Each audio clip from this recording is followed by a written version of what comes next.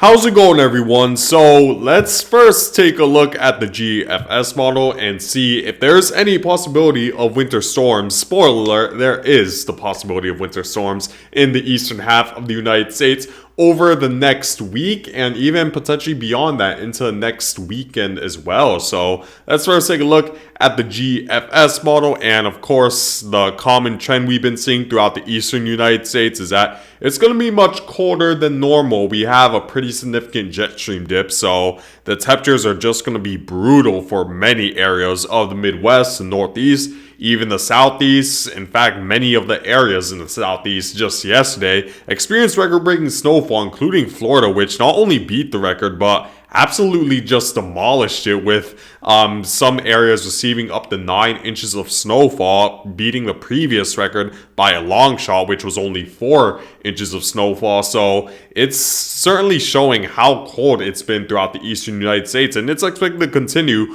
thanks to this pretty significant jet stream dip. Now, in terms of the possibility of winter storms, at least for the next 5 days, I'll say, the chance of a significant winter storm happening in the United States is going to be kept at a minimum, mainly because there isn't really much strong ridging or instability that would enhance the possibility of a winter storm developing or to produce enough lift for winter storm to develop. It's just in general just cold throughout, but not enough of that warm, humid air mass that would trigger these winter storms for the eastern United States at this point. So over the next 5 days, it should be just straight cold. We might have a couple of clipper systems move through, including this one on Saturday, January 25th, where in the extreme northern portions of the United States, especially right next to the Great Lakes, that's where you should experience some snow showers and a good amount of lake effect snow, where in these areas maybe you could receive up to 6 inches of lake effect snow from this. Not anything significant, but still something you want to be aware of in upstate New York by the time we approach Sunday. And then beyond that point, we don't really have much. We were talking about the possibility of maybe this low pressure system developing into our next winter storm. I won't rule out completely that possibility just yet, because we're still around 5 days out between for that to happen. But as of the latest runs from both of the most reliable computer models, it seems like the jet stream is a little bit too straightened out for this to have enough instability to work with and really expand its area of precipitation to produce a significant winter storm. So it's a little bit less likely now with this low pressure system developing into our next winter storm. We're going to need to see a bit more ridging just to the east of this storm system to force that warm Gulf of Mexico air mass for northward to interact with this cooler air mass just to the north of it. So and as of right now, it seems like the computer models aren't really showing that. However, we do have possibility of a more significant clipper system moving through right around the Tuesday to Wednesday timeframe between January 28th and the 29th. We do see that it is quite powerful. The center circulation when it comes to this low pressure system is well to the north of the United States-Canadian border, but it still brings snowfall on the southern side of it, where this could certainly bring a heavy amount of snowfall, especially if you're right up along the Great Lakes, where we could be talking about feet of snow rather than inches thanks to the lake effect snow. So we do see that it does move through the Adirondacks, and then continuing to move forward, we see that snowfall move southward into Ohio, Indiana, and Pennsylvania, but there's still uncertainty regarding the possibility of this clipper system. Of course, the key thing is that we're going to need to determine the strength of this by the time this approaches eastern Canada, which still has yet to be seen. If it's weaker, then we're less likely to see that snowfall move further southward. And not only that, the snowfall would be less likely to be heavy enough to be anything necessarily as significant as what the GFS model is forecasting. There's also we also need to pay close attention to the exact trajectory of this storm system that also still has yet to be seen. If we were to take a look at the 500 millibar height anomaly for this, we do see the main steering flow will be this ridge right here. If this ridge ends up being stronger, that would force the storm system a little bit too far northward to bring that snow,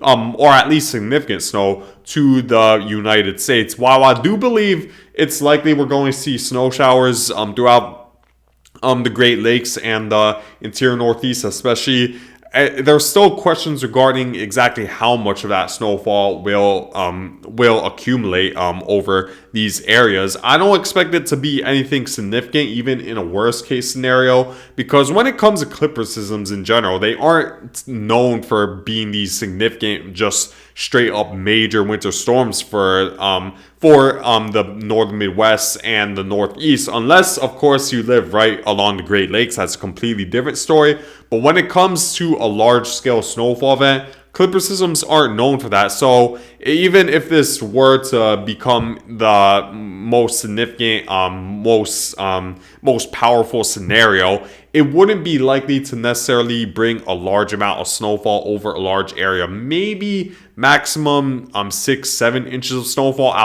outside, of course, of the Great Lakes regions, where you could experience more than that due to lake effect snow, but not necessarily anything significant. But we're still gonna wait and see, because there's still could be big differences when it comes to your travel plans between anywhere between 2 to 3 inches of snowfall to 6 inches of snowfall. So I'll certainly keep you guys updated once we get more updates. I do believe we will see some snow out of this. The question remains, who exactly will it affect and how much will it be? If we were to take a look at the European model at around the same time period, we see the European model is also showing a decent amount of agreement, which does raise certainty that a scenario similar to this will occur, and that should bring a pretty good area of anywhere between 1 to 3 inches of snowfall to potentially 3 to 6 inches of snow.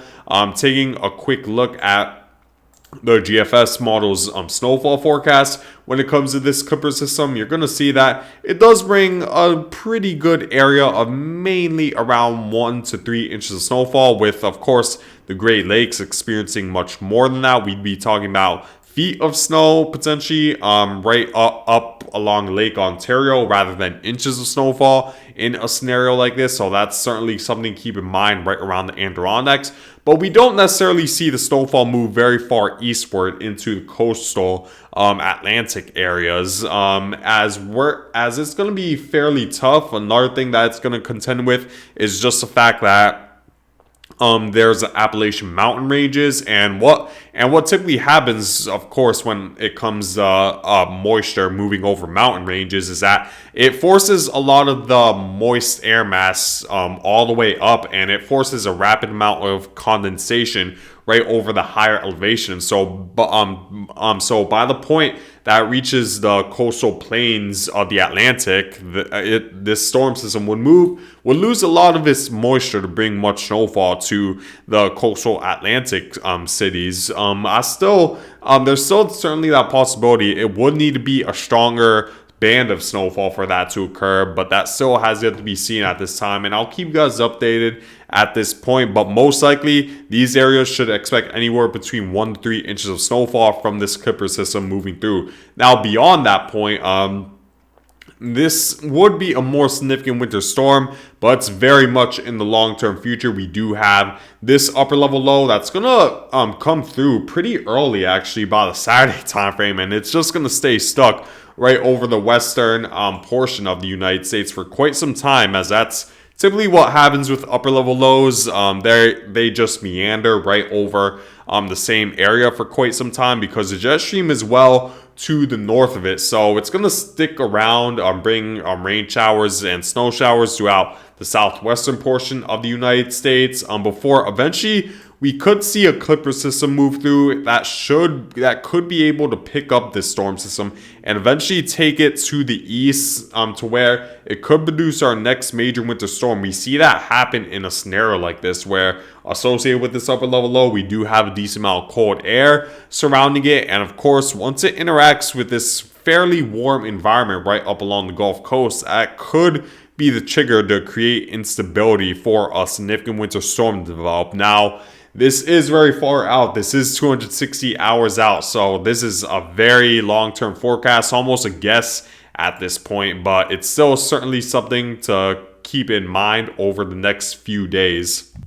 The European model at the same time period is also forecasting winter storm, but not necessarily in the same area. We see that while it does expect the same upper level low to meander over the southwest, it expects the storm system to move a lot further westward thanks to the stronger amount of ridging, as this would be more of a Midwest threat in a scenario like this. So we definitely need to pay close attention to that possibility. Taking a look at the 500 millibar height anomaly, we see that the ridging is quite strong right over the eastern United States, and this forces a slow approach to some up towards the northern Midwest rather than the coastal Northeast. So we're definitely going to need to pay close attention to small details and exactly how strong this ridge will be by the time we approach the late January into early February timeframe. But that's it for now, guys. Thank you guys for watching.